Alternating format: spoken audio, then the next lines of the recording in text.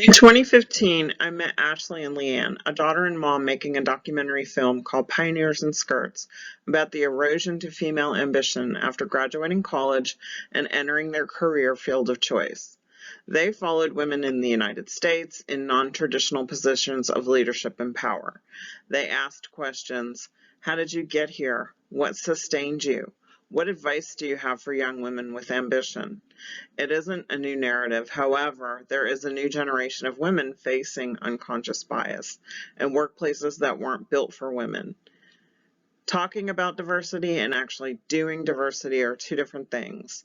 This story of discrimination is meant to inspire and give a skill set for redeeming their ambition and then handing the mic to the next generation of young women so there can be action around what needs to happen to create global equality and opportunity that should be inherent at birth.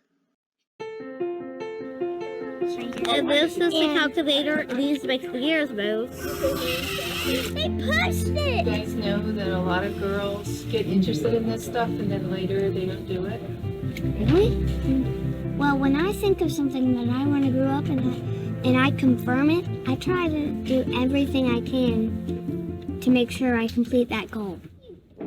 Progress for women has stalled out over the last decade. The game is rigged. We're moving in the wrong direction. I can't believe that women your age still have to go through what I had to go through. I'm tired of feeling like I'm not in control of my career. And I bet other women are too. I went out to understand what are those challenges obstructing women as they journey on their career path. How do we identify them? And how do we put an end to them? I didn't think I couldn't until I got out in the real world and they were like, but you're a woman. And I'm like, yeah. They allowed this socialization to beat them down. Everybody knows what a strong woman is called. It rhymes with bitch. Why aren't we looking at the man and holding him to the same high standard we're holding women to? I mean, they don't like it when they look around and all they see are other men. I think it makes them feel like jerks, right? And they're not jerks. They care very deeply. They don't know what to do. Having a baby won't affect my work, but I know it's going to affect the perception that others have on me being able to achieve my work. Probably why those other girls never came back. They probably had this frustrating experience and said, you know what, I don't want to work for that company anymore. Women are conditioned to think, yeah, you can do anything you want, but don't forget about this and this, be likable, look good, don't forget to aspire to have a family and all this kind of stuff. So basically pull the ambition back a little bit. Girls have such a harder chance in the world of becoming great. The white-haired men that are still out there in the engineering firms are going to give her a hard time because they're scared of her. You expect in your mind to be able to do a job and just be you, and then you are confronted with the reality that other people don't view it that way. We're not going to negotiate our way out of the situation. We're not going to negotiate our way to gender equity in the workplace. There is bias in the culture. It's not you. I mean, we have to change the system. We have to change the organizations. No one single thing will dissuade a woman or a younger woman from pursuing a career, but you have to think over time, all these seemingly small disadvantages accumulate. Let's not fool ourselves. There's absolutely tons of work to do still in terms of gaining equity in the workplace. There are some things that simply have to be overcome. I'm going to put myself out there. If I get out, I get out, but I'm here to be a part of it. I'm here to have a voice. We all have a role to play in the solution. We can be the pioneers of change. In studying the social construction of difference and equality in Sociology 3306, students encounter chapters of the book that talk about examples of discrimination based on race, gender, socioeconomic status, education, food parity, and more. In my opinion, there is a strong argument for the most basic tenet of human rights, which represents gender equality covered in Chapter 7, the social construction of gender. The United States claims its place in greatness as a country with wealth and opportunity. What it doesn't have is equal wealth and opportunity. We're just ground zero for a refusal to see women as equal contributors with equal work. Pioneers in Skirts has brought their conversation to International Women's Day and are currently creating a global impact relay, taking the conversation to women to countries like Africa and India, where women are seen as property. Discovery and research is what we can do to enlarge the conversation and to create niches of interest to compound understanding where it needs depth and iteration. In this journal piece called If We Don't Tell Our Own Stories, I found parallel universe of women in film wanting to tell their own stories about women. It is confirmation that the conversation is universal for women no matter where you are in the globe. Each of the female filmmakers in the article had their own story to tell, different but the same. They say, "This is what it means to me to be a woman in my world. Here's my camera lens to record it for you, authentically and without prejudice." Coming back to additional research, Perceived Experiences with Sexism Among Adolescent Girls by Leeper and Brown in 2008, which studies girls' experiences with sexism and feminism with varied socioeconomic and ethnic backgrounds. They completed surveys of personal experiences with sexual harassment, academic sexism in STEM, and athletics. Most girls reported sexual harassment, academic sexism, and athletic sexism at least once, with likelihood increasing with age. Girls' social identity, perceived gender typicality, gender role contentedness, and gender egalitarian attitudes were related to perceived sexism. The words gender role contentedness rang out as what didn't happen to me as a girl, bringing my own personal experience into the conversation. I was never content with the expected role of a woman. It was the spark that fed my own personal fire to feminism. The Pioneers in Skirts film brings the conversation to girls in a junior high school robotics club and followed them through their high school career. It's another parallel universe shown in our own public school system. The conversation continues through the Pioneers conversation with a global social impact relay, film festivals, global women's conferences, and more. We won't stop until the right people stop and listen.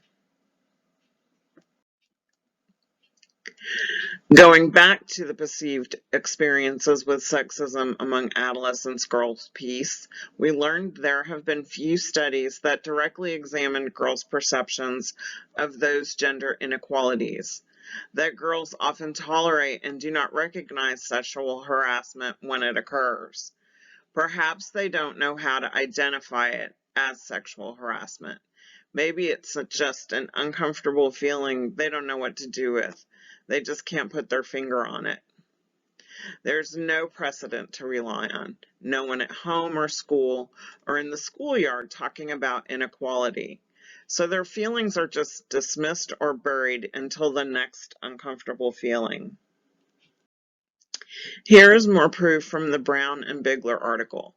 They report in order for children and adolescents to perceive discrimination, they have to include a cultural understanding of gender and gender stereotypes, and awareness that other people can have discriminatory intentions and an ability to make social comparisons about how others are treated relative to the self, as well as an ability to make moral judgments about fairness and equity. That's a lot to assume for a young girl. Women are not bred with this pedigree to perceive gender bias. Another journal piece of evidence is Sinclair's A Feminist Case for Leadership, written in 2014. To me, this was an intersection of truth and discourse about glass ceilings, working moms, single moms, education equity, monetization of gender, objectification of women, and more. Quoting Sinclair, Leadership has become such a powerful discourse, with people at all levels of society being urged to undertake more leadership. It is vital to deconstruct, interrogate, and reapproach leadership from a feminist point of view. This was a mic drop moment for me.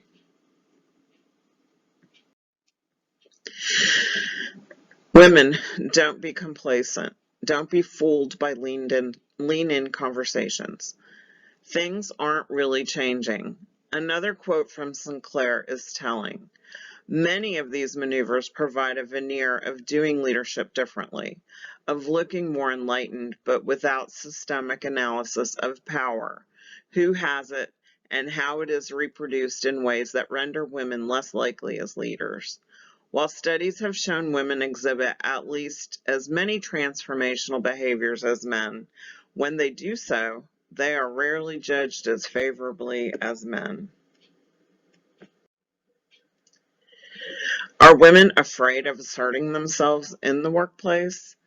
Ask all of the women in middle management positions if they are happy where they are. According to the Institute of Leadership Management in 2011, women may be unintentionally holding themselves back in their careers. This is implied by Facebook COO Sheryl Sandberg in her book Lean In 2013. I read the book and threw it in the trash. Her accolade was that she partnered well and with intention. She looked for a team player for a mate. This was a conversation of white privilege, talking with blinders on to an audience of tired, pissed-off women. At the time, her husband Dave Goldberg accomplished himself as CEO of SurveyMonkey, and her equal partner sharing in the task of child rearing was used as an example of Sandberg's ability to be accomplished in her career. Sadly, he died in 2015 of a heart attack when on vacation with his family. So I Googled Sheryl Sandberg to see where she was now, and I saw an article dated December 10th, 2020. It was like getting a timely gift for my topic. She was being interviewed on a daytime talk show and talking a different tune. Still COO of Facebook, she is now proclaiming and advocating for support for women with children. What may have changed in her life? Being a single mom may have injected our reality into her own. Coming back to Pioneers in Skirts and tracing the lines of a piece by Sturm, Taylor, Atwater, and Brady from 2014, we are given more discourse about leader self-awareness, an examination of implications of women's underprediction of self. We are drawn to more parallels. Do women just have misperception or broken perception of leader self-awareness? If you don't know any better, you could shake your head in agreement. But a statement by Lucy Sanders, co-founder of the National Center for Women and Information Technology, interviewed in the Pioneers documentary, has never left me. She said, "I don't describe to this, and women are not broken." Has society taught us to be content with how we view ourselves? Not anymore. There's an awakening among us. We are no longer complacent. I have never viewed myself as typical and never have been content with my easy bake oven, doll-playing, homemaker persona that was my mother.